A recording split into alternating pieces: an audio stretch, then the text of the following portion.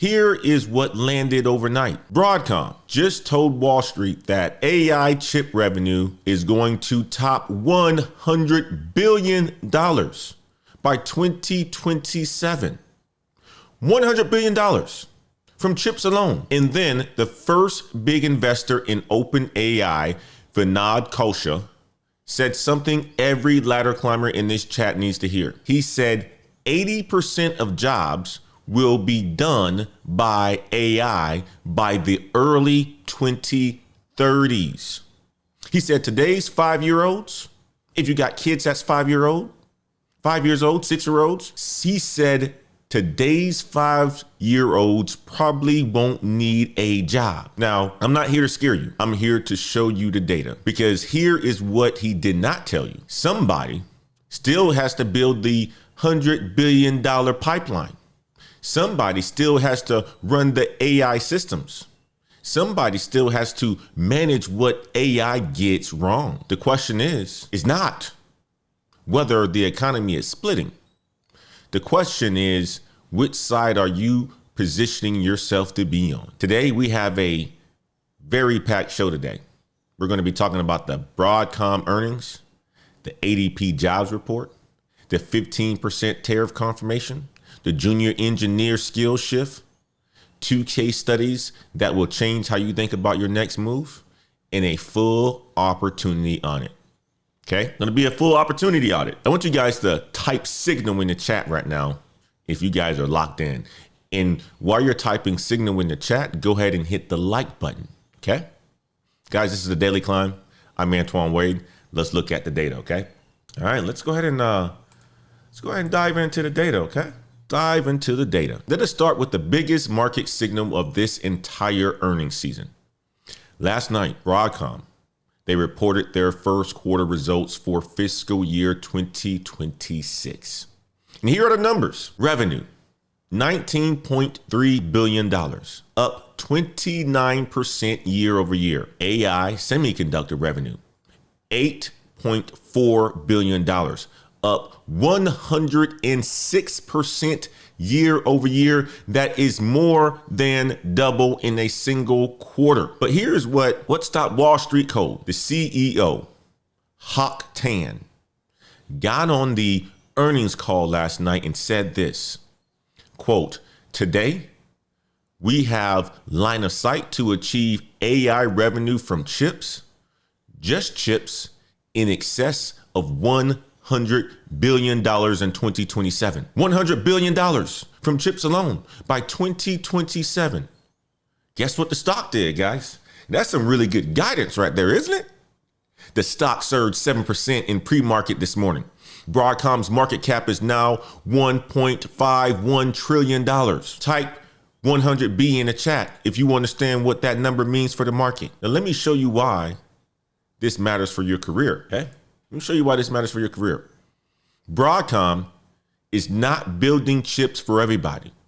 They are building custom chips for 6 specific companies: Google, Meta, Anthropic, OpenAI, Fujitsu, and ByteDance.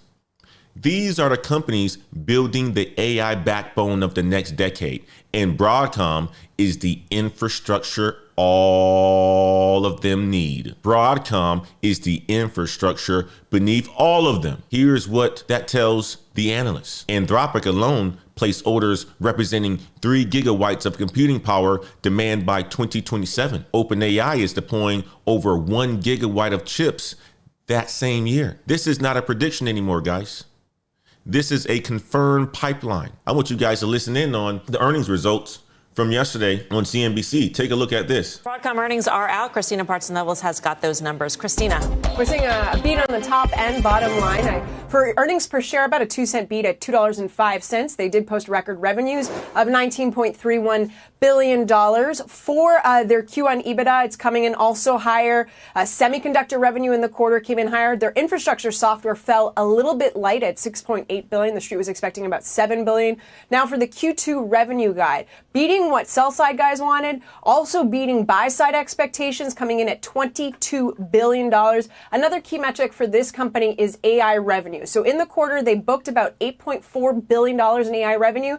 In the release, they're saying they're going to hit 10.7, I should say, in Q2. So we're seeing some AI revenue growth. And they did also announce a new $10 billion share buyback program. You can see shares, though, really pretty much flat, not really reacting. We're going to be waiting to hear more about that AI revenue backlog. Last quarter, it fell in line. The stock dropped because it just wasn't good enough. So I guess we're going to get a lot more on the call in terms of all of this AI momentum, specifically for Broadcom and any type of diversification with customers as well. Okay. Now let me connect this directly to the labor market.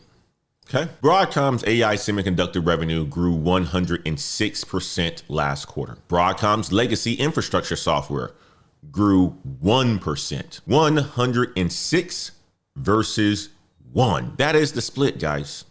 Inside a single company, inside a single earnings report, AI hardware is exploding. Generic enterprise software is compressing. Now, let me tell you what Broadcom is actually hiring for right now. ASIC design automation engineers, $147,000 to $235,000 base salary. AI software engineers, $108,000 to $172,000 base salary. Principal ASIC design engineers in San Jose, $157,000 base, plus $225,000 in stock, plus $39,000 in bonus.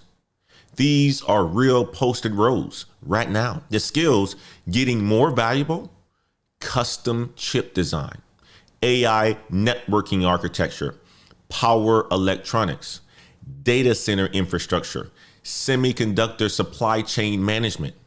The skills getting less valuable: generic enterprise software, basic IT administration, standard SaaS implementation. This week's action: if you are in hardware engineering, semiconductor design, or networking, update your LinkedIn with AI adjacent keywords this week. The talent demand at Broadcom and their entire supply chain exceeds the talent pool right now. And one more signal before we move. Amazon, they just cut jobs inside its robotics division this week.